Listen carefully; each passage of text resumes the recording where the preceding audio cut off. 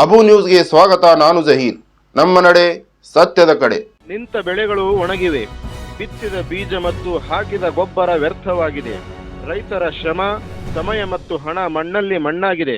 ಇಂತಹ ಸಂಕಷ್ಟದ ಪರಿಸ್ಥಿತಿಯಲ್ಲಿ ಸಿಂದಗಿ ತಾಲೂಕನ್ನು ತಕ್ಷಣವೇ ಬರಗಾಲ ಪೀಡಿತ ತಾಲೂಕು ಎಂದು ಘೋಷಿಸಿ ರೈತರ ನೆರವಿಗೆ ಸರ್ಕಾರ ಧಾವಿಸಬೇಕು ಎಂದು ಕರ್ನಾಟಕ ಪ್ರಾಂತ ರೈತ ಸಂಘದ ತಾಲೂಕು ಸಮಿತಿ ಆಗ್ರಹಿಸಿದೆ. ಮಾನ್ಯ ತಹಶೀಲ್ದಾರ್ ಮೂಲಕ ಸರ್ಕಾರಕ್ಕೆ ಮನವಿ ಸಲ್ಲಿಸಿದ ರೈತ ಸಂಘದ ಮುಖಂಡರು ಎಕರೆಗೆ 25,000 ರೂಪಾಯಿ ಪರಿಹಾರ, ರೈತರ ಸಂಪೂರ್ಣ ಸಾಲ ಮನ್ನಾ, ಉದ್ಯೋಗ ಖಾತ್ರಿ ಯೋಜನೆಯಡಿಯಲ್ಲಿ 200 ದಿನಗಳ ಕೆಲಸ ಹಾಗೂ ಕೂಲಿ ದರವನ್ನು ರೂಪಾಯಿ 600ಕ್ಕೆ ಹೆಚ್ಚಿಸುವಂತೆ ಒತ್ತಾಯಿಸಿದರು. ರೈತರು ಸಂಕಷ್ಟದಲ್ಲಿ ಇದ್ದಾಗ ಸರ್ಕಾರ ಕೇವಲ ಭರವಸೆ ನೀಡದೆ ತುರ್ತು ಪರಿಹಾರ ಕ್ರಮಗಳನ್ನು ಕೈಗೊಳ್ಳಬೇಕು ಎಂದು ಪ್ರತಿಭಟನಾಕಾರರು ಆಗ್ರಹಿಸಿದರು. ಈ ಸಂದರ್ಭದಲ್ಲಿ ಅಣ್ಣಾರ ಇಳಗೇರ್, ಬಶೀರ್ ಅಹಮದ್ ತಾಂಬೆ, ರಮೇಶ್ ತಳವಾರ್, ಮಾಳಪ್ಪ ಕಕ್ಕಳಮೇಲಿ, ಮಲ್ಲಿಕಾರ್ಜುನ್ ಪಾಳೆ ಸೇರಿದಂತೆ ರೈತ ಸಂಘದ ಮುಖಂಡರು, ಕಾರ್ಮಿಕರು ಹಾಗೂ ಮಹಿಳೆಯರು ಉಪಸ್ಥಿತರಿದ್ದು ಸರ್ಕಾರಕ್ಕೆ ತಮ್ಮ ಬೇಡಿಕೆಗಳನ್ನು ಸಲ್ಲಿಸಿದರು. ಕರ್ನಾಟಕ ಪ್ರಾಂತ ರೈತ ಸಂಘದ ಹೋರಾಟಕ್ಕೆ ಏನೇ ಬರಲಿ ರೈತರೇ ಒಂದಾಗಿ, ರೈತರೇ ಒಂದಾಗಿ.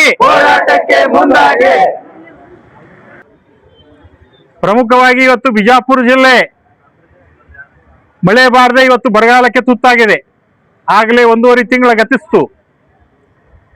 ಆದರೆ ಸರ್ಕಾರ ಯಾವುದೇ ರೀತಿಯಾದಂತಹ ಒಂದು ಪರಿಹಾರ ಕಾಮಗಾರಿಗಳನ್ನ ಪ್ರಾರಂಭ ಮಾಡಿಲ್ಲ. ಇವತ್ತು ಬಿಜಾಪುರ ಜಿಲ್ಲೆ ಯಾವಾಗಲೂ ಕೂಡ ಇವತ್ತು ಅತಿವೃಷ್ಟಿಗೆ ತುತ್ತಾಗುತ್ತೆ ಅಥವಾ ಅನಾವೃಷ್ಟಿಗೆ ಆದರೂ ತುತ್ತಾಗುತ್ತದೆ. ನಿರಂತರವಾದಂತಹ ಒಂದು ಪದೇ ಪದೇ ಬರಗಾಲಕ್ಕೆ ತುತ್ತಾಗುವ ಯಾವುದಾದ್ರೂ ಕರ್ನಾಟಕದ ಜಿಲ್ಲೆ ಅಂತಂದ್ರೆ ಇವತ್ತು ಬಿಜಾಪುರ ಜಿಲ್ಲೆ ಅಂತ ಹೇಳ್ಬೋದು. ಇವತ್ತು ಬಿಜಾಪುರ ಜಿಲ್ಲೆಯನ್ನ ಶಾಶ್ವತ ಬರಗಾಲ ಜಿಲ್ಲೆ ಅಂತ ಹೇಳಿ ಘೋಷಣೆ ಮಾಡ್ರಿ ಅಂತೇಳಿ ಕಳೆದ 10-15 ವರ್ಷಗಳಿಂದ ಇವತ್ತು ಸರ್ಕಾರಕ್ಕೆ ನಾವು ಮನವಿ ಮಾಡ್ತಾನೆ ಬಂದಿದ್ದೇವೆ. ಅದೇ ರೀತಿಯಾಗಿ ಈಗ ಸರ್ಕಾರ ಕೂಡಲೇ ರೈತರಿಗೆ ನೆರವಿಗೆ ಧಾವಿಸಲಿಲ್ಲ ಅಂದ್ರ ಈ ಕೃಷಿ ಚಟುವಟಿಕೆನೆ ನಶಿಸಿ ಹೋಗುವಂತ ಕಾಲ ಬರ್ತದ ಅಂತ ಈ ಮುಖಾಂತರ ನಾನು ಹೇಳಕ ಆಗ್ರಹ ಮಾಡ್ತೀನಿ. ಅದೇ ರೀತಿಯಾಗಿ ಪ್ರತಿ ಎಕರೆಗೆ 25,000 ಬೆಳೆ ನಷ್ಟ ಪರಿಹಾರ ಸರ್ಕಾರ ಕೂಡಲೇ ಒದಗಿಸಬೇಕು. ಹಾಗೆ ಕುಡಿಯಲು ನೀರು ಯೋಜನೆಯನ್ನು ಎಲ್ಲಾ ಕಾಲುವೆಗಳಿಗೆ ನೀರು ಹರಿಸಲೇಬೇಕು. ದನಕರುಗಳಿಗೆ ಈಗ ಸುಮಾರು 2 ತಿಂಗಳ 3 ತಿಂಗಳಾಯ್ತು ಮಳೆ ಬರಲಾರ್ದು. ರೈತರು ತಲೆ ಮೇಲೆ ಹೊತ್ಕೊಂಡು ಕೈ ಇಟ್ಕೊಂಡು ಕೂತ್ ಬಿಟ್ಟಾರ. ಹಾಗಾಗಿ ಆ ಕೂಡಲೇ ಸರ್ಕಾರ ರೈತರಿಗೆ ನೆರವಿಗೆ ಧಾವಿಸಲಿಲ್ಲ ಅಂದ್ರ ಮುಂದೆ ರೈತರು ಕೃಷಿ ಚಟುವಟಿಕೆ ಮಾಡಲಾರ್ದೇನೆ ಕೈ ಬಿಡುವಂತ ಪರಿಸ್ಥಿತಿ ಬರ್ತದ. ಹಾಗಾಗಿ ಕೂಡಲೇ ಸರ್ಕಾರ ರೈತರ ನೆರವಿಗೆ ಧಾವಿಸಬೇಕಂತ ನಾನು ಈ ಮೂಲಕ ಆಗ್ರಹ ಮಾಡ್ತೀನಿ. ಪ್ರಾಂತ ರೈತ ಸಂಘ ತಾಲೂಕು ಸಮಿತಿ ಸಿಂದಗಿ ಅವರ ವತಿಯಿಂದ ನಮ್ಮ ಕಚೇರಿಗೆ ಬಂದ್ಬಿಟ್ಟು ಈ ವರ್ಷ ಅಂದ್ರೆ 2026 ಮತ್ತು 27ನೇ ವರ್ಷದಲ್ಲಿ ನಮಗೆ ಬರಗಾಲ ಆಗಿದೆ. ಇದರಲ್ಲಿ ತಮ್ಮ ಒಂದು ನಮ್ಮ ಭಾಗದ ರೈತರ ಒಂದು ಸಮಸ್ಯೆಗಳನ್ನು ನೀವೆಲ್ಲ ತೆಗೆದುಕೊಂಡು ಬಂದಿದ್ದೀರಿ.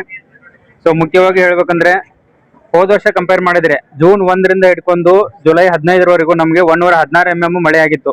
ಬಟ್ ಈ ಸಲ ನಮ್ಗೆ ಇಲ್ಲಿವರೆಗೂ ಆಗಿರೋದು ಕೇವಲ 69 mm. ಅಂದ್ರೆ ಪ್ರತಿ ವರ್ಷ ವಾಡಿಕೆಯಾಗಿಂತ ಏನ್ ಆಗ್ಬೇಕಿತ್ತಲ್ಲ ಅದಕ್ಕಿಂತ 44 mm ಮಳೆ ಕಡಿಮೆ ಆಗಿದೆ. ಸೊ ಇದಕ್ಕಿಂತ ನಮ್ದು ಟೋಟಲ್ ಹೇಳ್ಬೇಕಂದ್ರೆ ನಮ್ಮ ಸಿಂದಗಿ ತಾಲೂಕಿನಲ್ಲಿ 70,000 ಹೆಕ್ಟರ್ಸ್ ಏನು ಅಗ್ರಿಕಲ್ಚರ್ ಲ್ಯಾಂಡ್ ಅಂದ್ರೆ ಬಿತ್ತನೆಗೆ ಯೋಗ್ಯವಾದ ಲ್ಯಾಂಡು 76,000 ಹೆಕ್ಟರ್ಸ್. ಬಟ್ ಇಲ್ಲಿವರೆಗೆ ಬಿತ್ತನೆ ಆಗಿರೋದು ಕೇವಲ ಒಂದು 36,000 ಹೆಕ್ಟರ್ಸ್ ಅಷ್ಟೇ. ಸೊ ಇದಕ್ಕೆ ಮುಖ್ಯವಾದ ಕಾರಣ ಏನಂದ್ರೆ ಮಳೆ ಆಗಿಲ್ಲ. ನಾನು ಹೇಳಿದಂಗೆ ಇನ್ನು 44 mm ಪ್ರತಿ ವರ್ಷ ಆಗೋಕ್ಕಿಂತ ಈ ವರ್ಷ ಕಡಿಮೆ ಆಗಿದೆ. ಸೊ ಅದಕ್ಕಾಗಿ ನಮ್ಮ ಕಾರ್ಯದರ್ಶಿಗಳು ಈಗಾಗಲೇ ನಮಗೆ ಒಂದು ಪತ್ರವನ್ನು ಬರೆದಿದ್ದಾರೆ. ಏನಂದ್ರೆ ಕಂಟಿನ್ಯೂ ಆಗಿ ಸತತ 2 ವಾರಗಳ ಕಾಲ ಎಲ್ಲೆಲ್ಲೂ ಮಳೆ ಆಗಿರಲ್ಲ. ಸೊ ಅಂತ ಇದನ್ನ ಐಡೆಂಟಿಫೈ ಮಾಡಿಬಿಟ್ಟು ನಮಗೆ ಒಂದು ರಿಪೋರ್ಟ್ ಕೊಡಿ, ನಾವು ಬರಗಾಲ ಘೋಷಣೆ ಮಾಡಕ್ಕೆ ಅದ್ರ ಬಗ್ಗೆ ರಿಪೋರ್ಟ್ ಕೊಡಿ ಅಂತಿದ್ದಾರೆ. ನಾವು ಆಲ್ರೆಡಿ ನಮ್ಮ ತಾಲೂಕು ಆಡಳಿತ ವತಿಯಿಂದ ನಾವು ರಿಪೋರ್ಟ್ ರೆಡಿ ಮಾಡ್ತಿದ್ವಿ. ಒಂದೇದು. ಆಮೇಲೆ ತಾವು ಇದರಲ್ಲಿ ನಿಮ್ಮ ಮುಖ್ಯವಾದ ಮನವಿ ಏನಪ್ಪಾ ಅಂದ್ರೆ ದನಕರುಗಳಿಗೆ ನೀರಿಲ್ಲ ಅಂತ ಹೇಳ್ಬಿಟ್ಟು ಇವಾಗಲೇ ದಿನಾಂಕ ಅಂದ್ರೆ ನಿನ್ನೆನೆ ನಮ್ಮ 13/7/2026ರಂದು ಪ್ರಾದೇಶಿಕ ಆಯುಕ್ತರು ಕಲಬುರಗಿ ವಿಭಾಗದವರು ಈಗಾಗಲೇ ನಮಗೆ ನಾರಾಯಣಪುರ ಡ್ಯಾಮ್ ಇಂದ 1.5 TMC ನೀರು ಬಿಟ್ಟಿದ್ದಾರೆ. ಸೊ ಈಗ ಬರ್ತಿದೆ ಈ ನೀರು ನಮ್ಮ ಭಾಗದ ರೈತರಿಗೆ ಮುಖ್ಯವಾಗಿ ಎಲ್ಲಿಪ್ಪ ಅಂದ್ರೆ ಹೊನ್ನಳ್ಳಿ, ಆಮೇಲೆ ಬ್ರಹ್ಮದೇವನಮೇಡು, ಗೊಲ್ಗೇರಿ, ಆಮೇಲೆ ಮುರುಡಿ, ಸುಂಟಾನು, ನಂದಗೇರಿ, ಗುತ್ತರ್ಗಿ, ಯರಗಲ್ಲು, ಅಹೇರಿ, ಮಲ್ಗಾನು, ಬಬಲೇಶ್ವರು, ಕಲ್ಲಹಳ್ಳಿ, ನಾಗರಹಳ್ಳಿ, ಕೋರಹಳ್ಳಿ, ಇದು ಬಳಗಾನೂರ್ ಕೆರೆಯಿಂದ ಇಂಡಿಗೆ ಹೋಗುತ್ತೆ, ಇಂಡಿ ಕಡೆಯಿಂದ ಚಡ್ಚನ್ಗೆ ಹೋಗುತ್ತೆ. ಸೊ ಸೊ ಕುಡಿ ನೀರು ಉದ್ದೇಶಕ್ಕಾಗಿ 1.5 TMC ನೀರು ಆಲ್ರೆಡಿ ಬಿಟ್ಟಿದ್ದಾರೆ.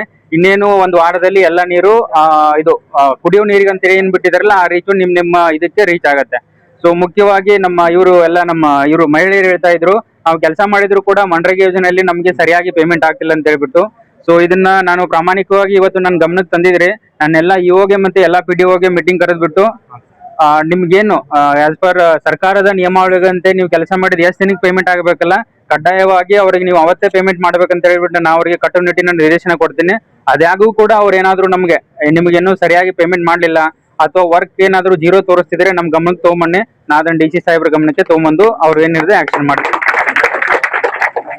ಸೊ ಅದಲ್ಲದೆ ಕೂಡ ಈಗ ನಮ್ಮ ಭಾಗದ ಸ್ವಲ್ಪ ಇವರಿಗೆ ಸಂಧ್ಯಾ ಸುರಕ್ಷಾ ಯೋಜನೆ ಮತ್ತೆ ಅಂಗವಿಕಲರಿಗೆ ವಿವಿಧ ಪಿಂಚಣಿಗಳು ಸರಿಯಾಗಿ ಬರ್ತಿಲ್ಲ ಅಂತ ಹೇಳ್ಬಿಟ್ಟು ತಮ್ದೊಂದು ಶಿಕಾಯತ್ ಇತ್ತು. ಸೊ ನಾವು ಇವಾಗಲೇ ಅದನ್ನ ಮರುಪರಿಶೀಲನೆ ಮಾಡಿಸಿ ಯಾರ್ಯಾರು ಬಂದ್ ಆಗಿವೆಲ್ಲ ಇನ್ನೊಂದ್ಸಲ ನಮ್ಮ ತಲಾಟಿ ಮತ್ತೆ ನಮ್ಮ RIO ಕಡೆಯಿಂದ ರಿವೆರಿಫಿಕೇಶನ್ ಮಾಡಿಸಿ ಅವ್ರನ್ನ ಪ್ರಾರಂಭ ಮಾಡುವ ವ್ಯವಸ್ಥೆ ಮಾಡಿದಿವಿ. ಸುಮಾರು ಒಂದು 7,800 ಆಗಿರೋ ಮರುಪಿಂಚಣಿಗಳನ್ನು ನಾವು ಶುರು ಮಾಡಿದ್ದೇವೆ. ಸೊ ಈ ಒಂದು ಇದಕ್ಕೆ ಸಂಘಟನೆಗೆ ನಾನು ನಮ್ಮ ತಾಲೂಕು ಆಡಳಿತ ವತಿಯಿಂದ ನಮ್ಮ ತಾಲೂಕಿನ ಜನರ ಒಂದು ಕುಂದುಕೊರತೆಗಳನ್ನು ನಮ್ಮ ಗಮನಕ್ಕೆ ತಂದದಕ್ಕಾಗಿ ಧನ್ಯವಾದಗಳನ್ನು ಬಯಸ್ತೇನೆ. ಸೊ ನಿಮ್ಮೆಲ್ಲ ಸಮಸ್ಯೆಗಳನ್ನು ನಾನು ಆದಷ್ಟು ಶೀಘ್ರದಲ್ಲೇ ನಮ್ಮ ಹಂತದಲ್ಲೇ ಬಗೆಹರಿಸ್ತೀವಿ, ಅಥವಾ ಜಿಲ್ಲಾಧಿಕಾರಿಗಳ ಹಂತದಲ್ಲಾದ್ರೆ ಜಿಲ್ಲಾಧಿಕಾರಿಗಳಿಗೆ ಮನವಿ ಸಲ್ಲಿಸಿ ನಿಮ್ಮ ಎಲ್ಲ ಸಮಸ್ಯೆಗಳನ್ನು ಬಗೆಹರಿಸುವ ಒಂದು ಪ್ರಾಮಾಣಿಕ ಪ್ರಯತ್ನ ಮಾಡ್ತೀವಿ.